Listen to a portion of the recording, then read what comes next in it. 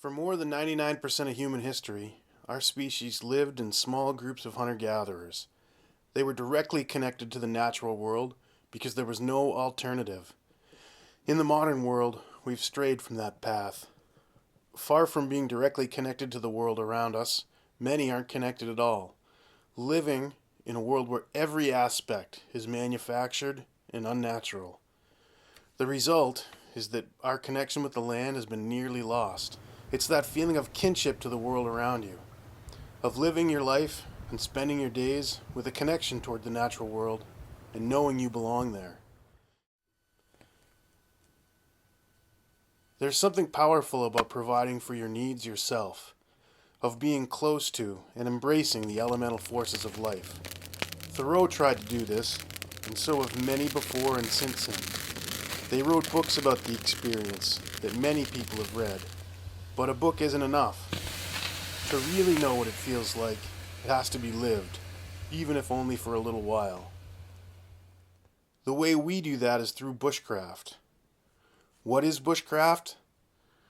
If you cataloged the accumulated knowledge of a society that lives close to the land, most of it would have to do with understanding the natural world and how it works.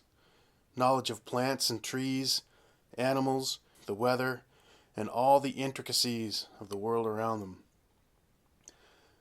The rest of that knowledge would consist of how they interact with the land. We call that bushcraft. So bushcraft is the active component of our interaction with the world around us. It's doing, building, making, and creating using the raw materials that Mother Nature provides. It's been called survival, woodcraft, and many other names over the years.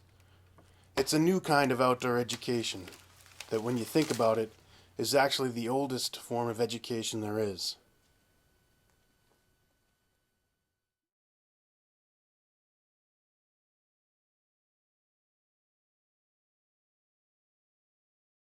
There are lots of good schools out there where you can learn different skills. The difference that we put into play is that people are actually out here living it on a day-to-day basis for an extended period of time. So it's not just about the skills, it's much more about the experience that the skills facilitate. Learning traditional wilderness skills eliminates a lot of the unnecessary barriers between you and the natural world. I mean, with modern gear, you can go stay in a remote place and never really interact with the land around you.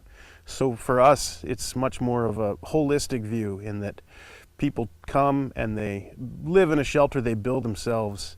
You know, they're harvesting their wood off the land using simple tools. So the living is maybe even more of a lesson than the skills.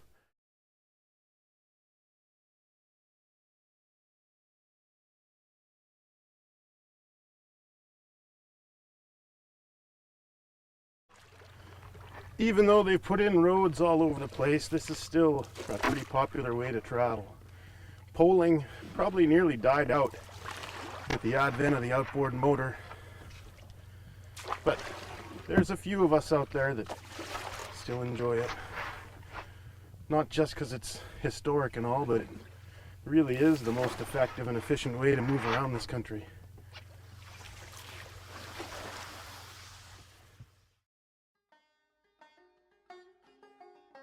Although most people think of the Northeast as being one big city, this region is still pretty wild. We're surrounded on three sides by Canada, and our rivers flow there before arriving at the Atlantic in the Bay of Fundy. The rivers were the early highways through the forest. In northern Maine, most of the rivers run north. The Aroostook runs north and east. It was a major east-west travel route for natives and early settlers.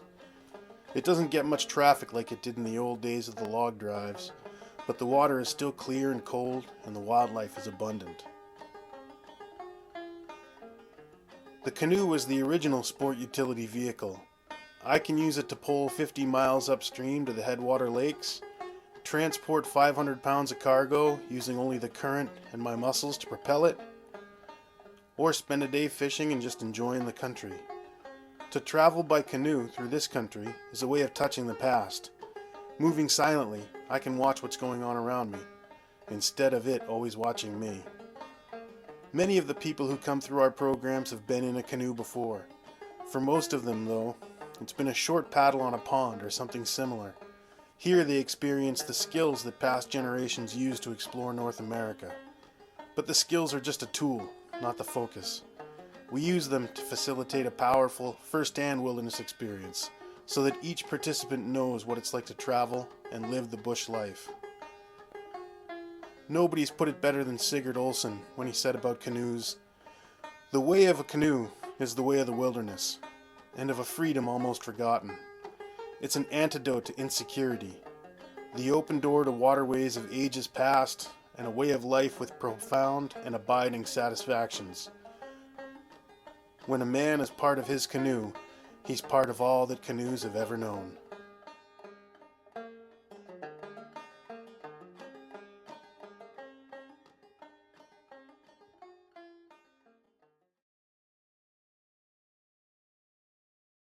During a typical fall semester course, the folks in the course will make a pack basket, a longbow, canoe paddle, pack frame, saw frame, a variety of different smaller crafts that they use on a daily basis.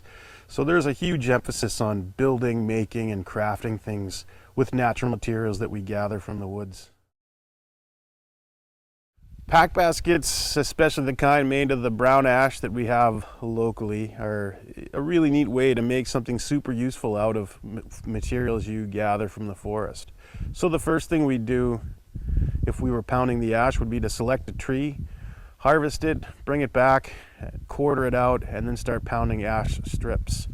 Once we have all the materials prepared, the first thing we do is get our skids and cut our skids out.